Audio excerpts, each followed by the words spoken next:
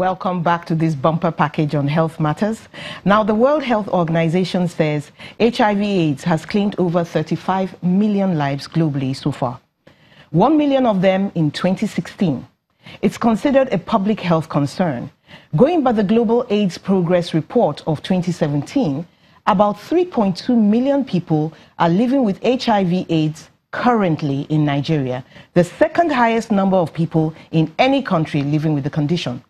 Unfortunately, there's a paucity of data for diseases in Nigeria, HIV/AIDS included.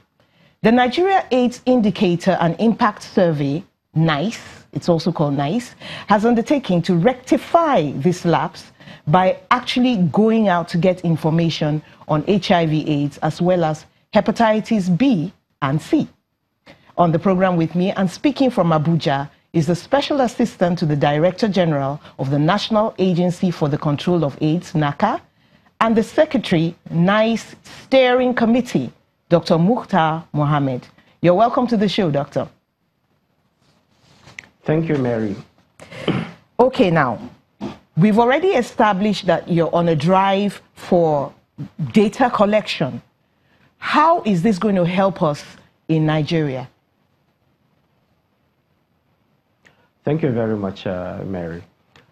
Like we mentioned, the global statistics about HIV in Nigeria. These were estimates that were produced mostly from what we call sentinel surveys. Sentinel surveys are selected surveys that are done in women attending antenatal clinic.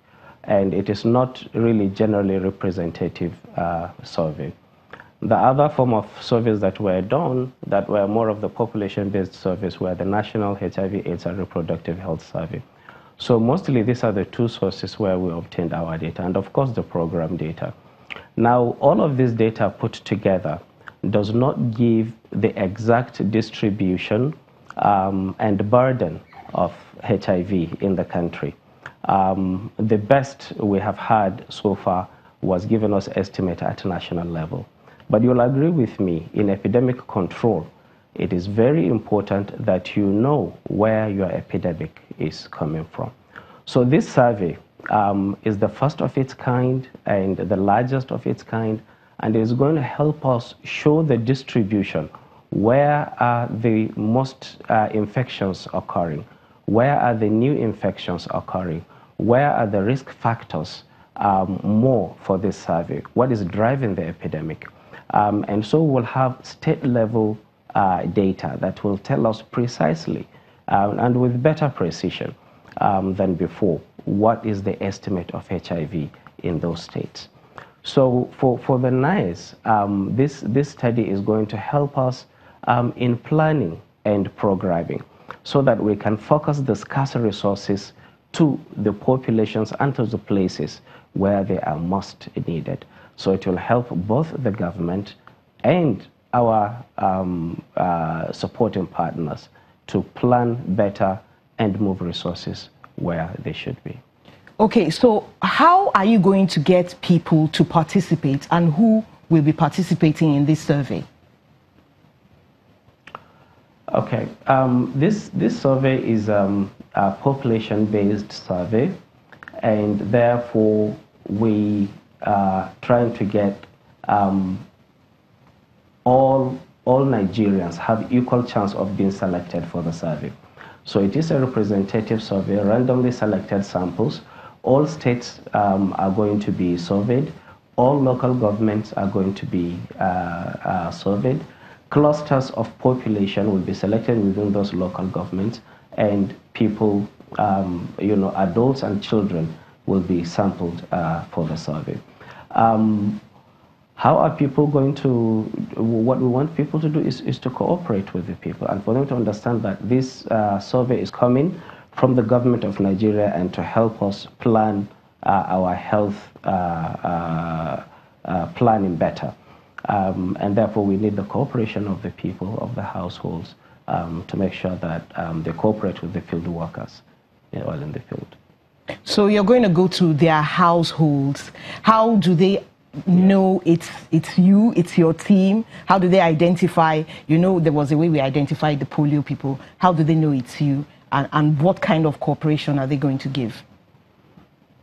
Yes, certainly. The teams will be recognized, one, because before we enter any community, we would have had advocacy and sensitization. We're already doing that on the national media. We have done that with the state governors and state commissioners of health, and of course the secretaries, executive secretaries of the state AIDS coordinating agencies. We're also meeting the traditional rulers and the clergy and the religious leaders. So any community that is selected for this survey would have followed all of these steps and make sure that we reach down to the local traditional leader. We're making announcements on radios and television, just like we are doing this awareness program now. And at the local level also, we will have supporting officers who will move around, who are from either the National Orientation Agency or the local government information officers, going with our teams to go to this household. So really you can't miss them. They will have their badges. You will see the nice logos on them.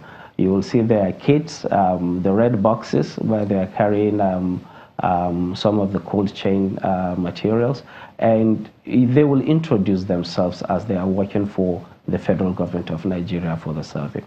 Now, when they reach the household, what do we need the people to do? Is to cooperate, to understand that this survey is to help the country in general, but also specifically to them. There is a lot of benefit in participating in the survey, in the sense that, one, they are getting free health checkups for HIV and hepatitis B and C. Secondly, knowing their status will help them to protect their families from HIV and from these other diseases as well. And we can also link them up to treatment, which is free in this country. So really, these are immense benefits that families must understand that they will benefit from participating in this survey. Do the recipients of this service have to pay any fee? And how are you going to guarantee their privacy in this matter, privacy of their information? Absolutely, absolutely. There is no fee attached to the survey. It is absolutely free, and all members of the household that choose to participate will have absolute privacy and confidentiality of information. In fact, even us, we won't know exactly. We are blinded from knowing the persons who, for example, turned out to be positive for hepatitis or for HIV until we do, because it is delinked completely. So until at another level, then we'll be able to join it and know that this is the person. But it is absolutely confidential, and people will be treated in confidence, and they will be referred to the health facilities or taken to the health facilities where this treatment will be given. How do you guarantee that they'll be taken to the health facilities or there will be treatment if you're blind to, you know, who tests positive for these conditions? So what happens is we're using computer-generated codes. These codes are labeled on the samples, and they're labeled on the questionnaire when the data is taken. So all we see is the numbers.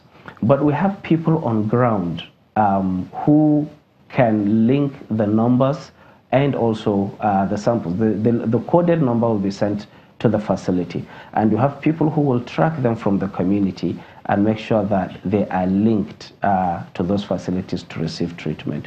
So we have a dedicated team of people who are doing referral and linkages, and we are working with CBOs in the communities. We have existing CBOs that are already working with these facilities to ensure referral of HIV positive patients and to maintain them on their treatment. Okay, thank you so much for that information. It's been wonderful having you on the show. That's a really good one for us. Is this going to be representative of the whole country? I mean, is every state involved?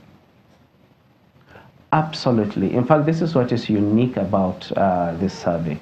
It is a representative sampling, and for the first time, we are going to have state prevalence estimates. with better precision than we had done before. So every state is going to have its prevalence data and will be able to know where is the infection occurring, where are the more recent infections, and most importantly, what is happening to the people who are already receiving treatment in the country. Are they getting what we call viral suppression, which means are the drugs effective, or are they having viral resistance? And all this will be known, and it will help in providing better services for HIV. Thank you so much, Dr. Mukhtar Mohammed, Secretary, NICE Steering Committee. It's been wonderful having you on the show, and I wish you the best of luck. Thank you very much, Mary. Thank you also, viewers, for being with us. Take advantage of all this free stuff and have a wonderful day. I am Mary Alale Yusuf.